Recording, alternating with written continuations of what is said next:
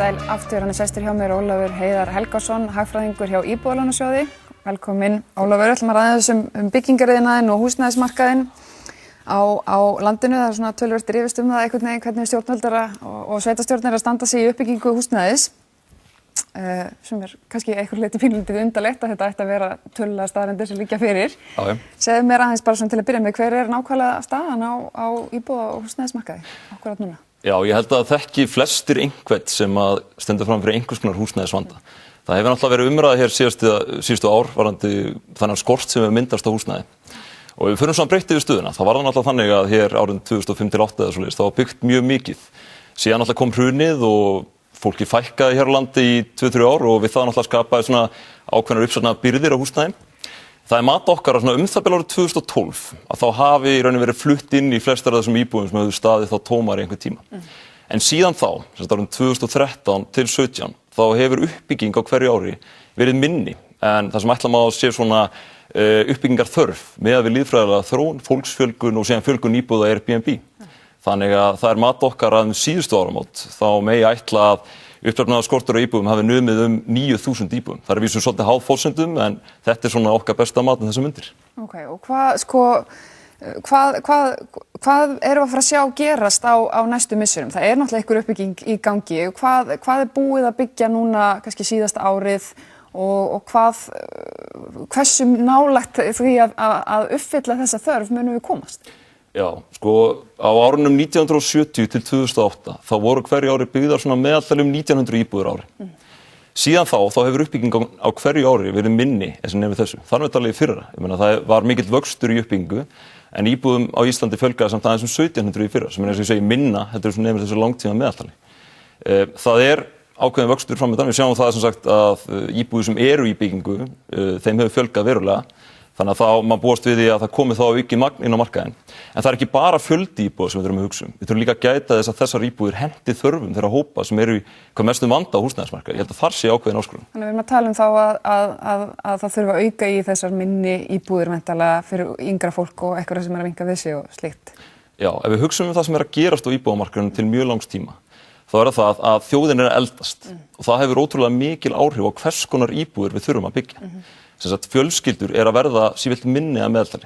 Þessar stóru barnafjölskyldur, þeim er ekki að fjölga rosalega mikið, á meðan að eldra fólki er að fjölga mjög mikið. Með við mannfjöldaspá Hagstofunnar, þá er útlit fyrir að fólki yngra en 40 muni fjölga 11.000 til ásins 2040. Fólki eldra en 70 muni hins vegar fjölga 33.000, gangi spáin eftir.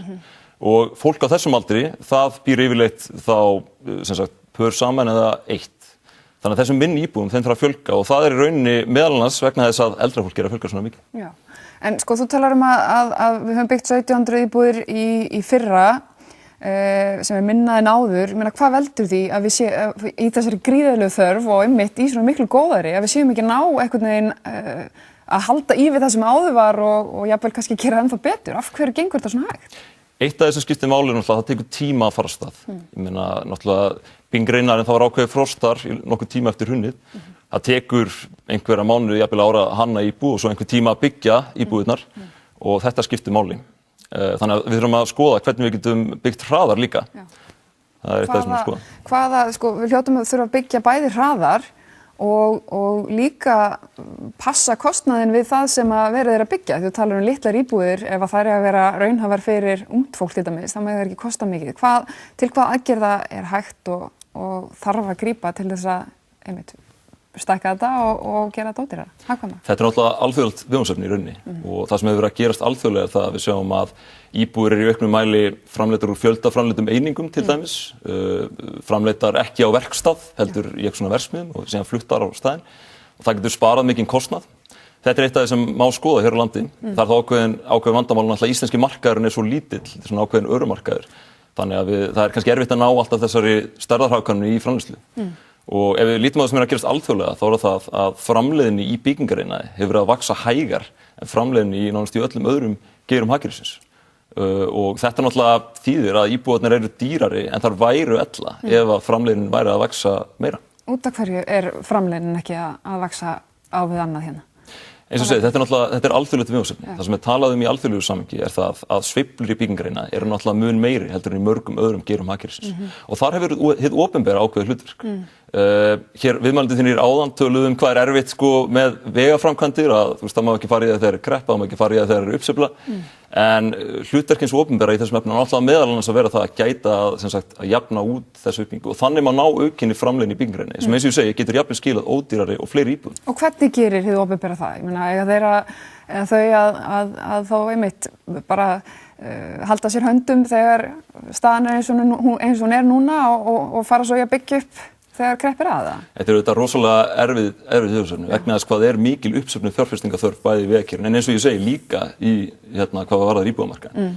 Við höfum talað það að íbúðum þurfa að fjölga mjög mikið næstu árin til þess að vinna þessar uppsöfnuðu þörf en við þurfum þá auðvitað að gæta þess að það gerist á einhverjum skynsamlegum hraða. Við erum alls ekki að tala það að það eigi að byggja hér fara í einhverjar 4-5.000 íbúðir á ári næstu árin að taka sína á okkur niðursveiflu. Heldur verðum að gera þetta jafnt og þétt.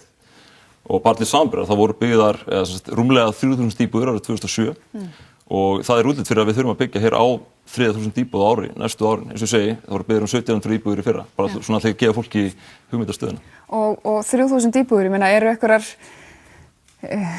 eru einhver teikn og loft það að það takist til dæmis í ári eða næsta ári að fara í svona, ég meina, næstu að tala heilmikið meira en sem að gert í fyrra, sko?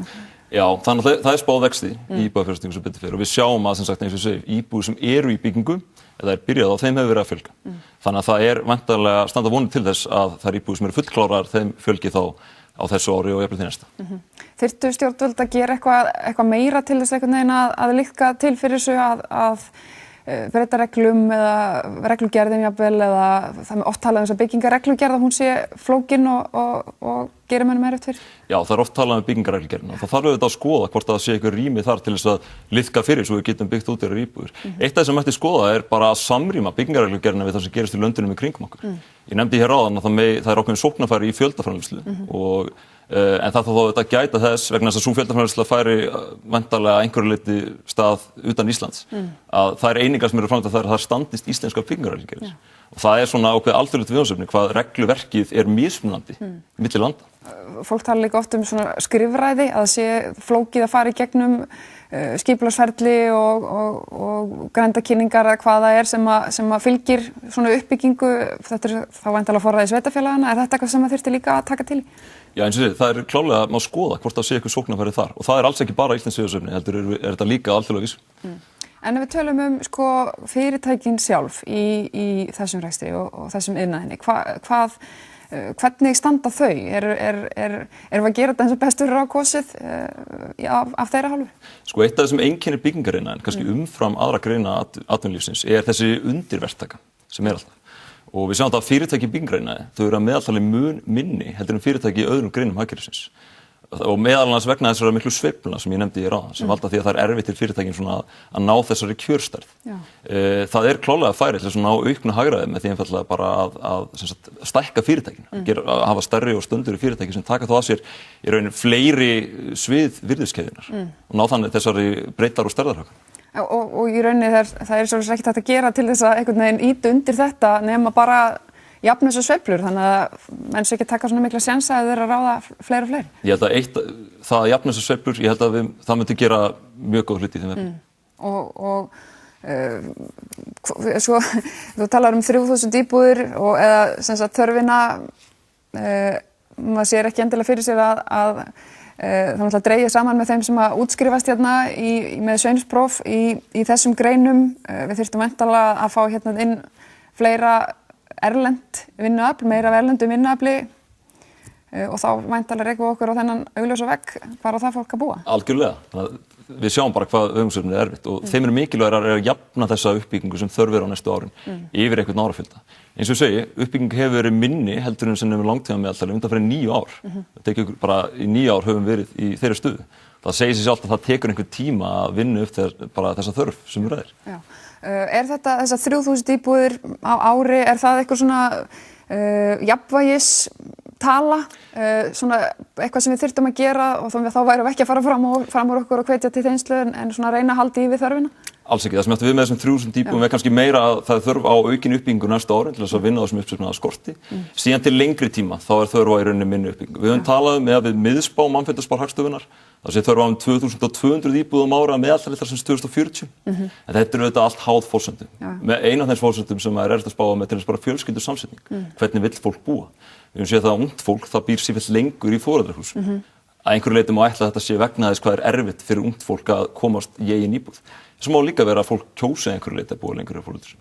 Það er ekki ákveðin óvissu þetta. Já, að fólk kýs væntanlega og maður sér það að fólk allavega vill vera heima hjá sér líka eins lengi og mögulega getur þegar það eldist. Akkurat, og það hefur líka áhrif á íbúðaþörfina. Það er að segja ef að fólk vill búa lengur í eigin íbúð þá þarf fleiri íbúðir öðru óbreyttu. Þá er aftur á móti þurfa uppbyggingu hjúkrunarheimila minni.